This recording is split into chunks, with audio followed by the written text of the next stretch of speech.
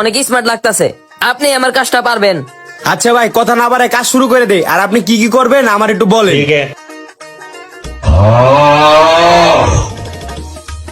ভাই ভাই ভাই ভাই ভাই আস্তে। ও লুজ করা লাগবো। আচ্ছা ভাই, আপনি কি কাটিং দিবেন? আরে মিয়া, আপনি আমার চেহারা দেখে বুঝেন না? সালমান খান বা সাকিব খান, এই দুজনের মাঝখানে একটা কাটিং দিয়ে দেন। আচ্ছা ভাই ঠিক আছে, আপনার সালমান খান বা সাকিব খানের মাঝখানে একটা কাটিং দিয়ে দিতেছি।